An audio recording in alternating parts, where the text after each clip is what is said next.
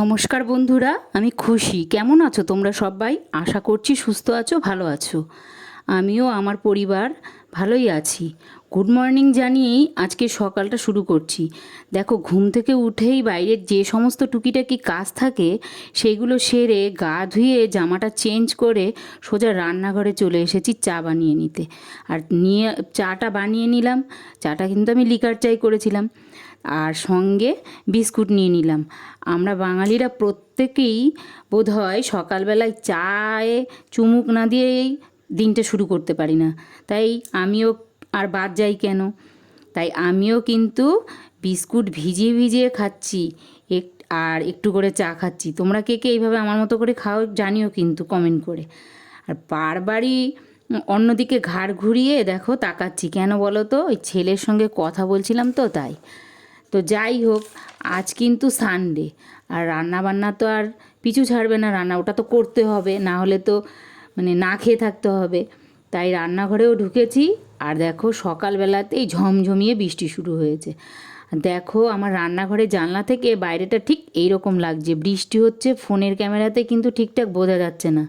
তবে টিনের চালটা দেখছো তো, ওই বৃষ্টিতে কেমন ভিজে গেছে, ওটা দেখেই মনে হচ্ছে যে না, বৃষ্টি হচ্ছে। বেশ খানিকক্ষণ বৃষ্টিটা হয়েছে, প্রায় আধা ঘন্টারও বেশি হওয়ার পরই বৃষ্টিটা থামলো, কিন্তু আকাশটা মেঘলা হয়েই রইলো। আজ কিন্তু সবার আগেই বসিয়ে দিলাম আমি ভাত, কেননা ছেলের বাবা বলেছে যে তাড়াতাড়ি ভাত খেতে আসবে।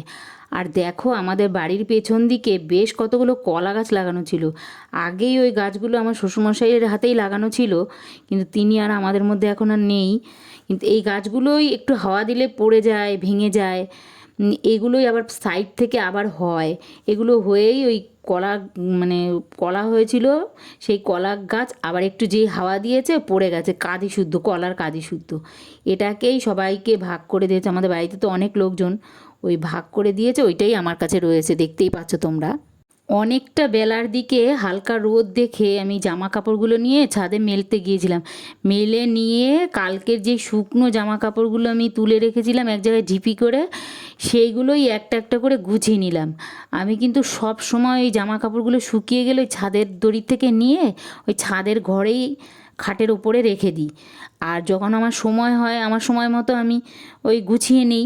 আর ওই দেখো জামা কাপড়গুলো গুছিয়ে খাটের এক পাশেই আমি রেখে দিলাম, নিচে আর এখন আজকে আর আনিনি, ওখানেই গুছিয়ে রেখে দিয়েছি। আর বিছানাটাও দেখো একটু ঝেড়ে নিলাম।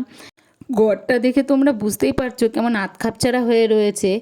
ওই পুরোপুরি ওই সামান্য প্লাস্টারটুকুই হয়েছে, আর কিছুই হয়নি, জানলা টালনা কিছুই লাগানো হয়নি। যাই হোক, একটা খাট পাতা হয়েছিল, ওই খাটেই এখন এই কাজগুলো আমি করি। আর মাঝে মাঝে ঠান্ডা হলে ওপরে গিয়ে শোয়া যায় খুব ভালো। এই এতগুলো কাজ সেরে এসেও দেখি তখনও ভাতটা হয়নি। আরও একটু সময় রেখে পরে নামিয়ে নিয়েছিলাম ভাতটা। আর এই মগের মধ্যে দেখো আমি ছাতু গুলে নিলাম, ছাতু গুলে মুড়ি দিয়ে আমি খেয়ে নিলাম, আমার ভীষণ খিদে পেয়েছিল তাই। তোমরা কি কেউ আমার মতো রান্না করতে করতে মগে করে ছাতু খাও বলো তো? দেখো, এরপরে আমি কিন্তু একটা ফ্রাইং প্যান বসিয়ে দিয়েছি, আর তাতে হচ্ছে তেল গরম হতে দিয়ে দিলাম।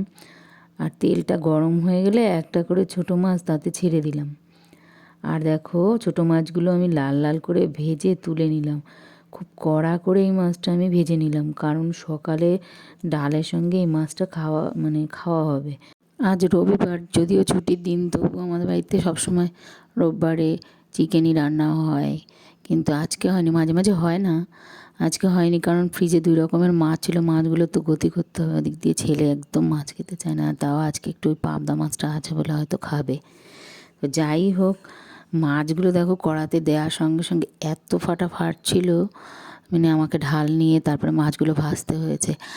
আর মানে প্রথমেই মাছ তেল ছিটে আমার গায়ে চলে এসেছিলো।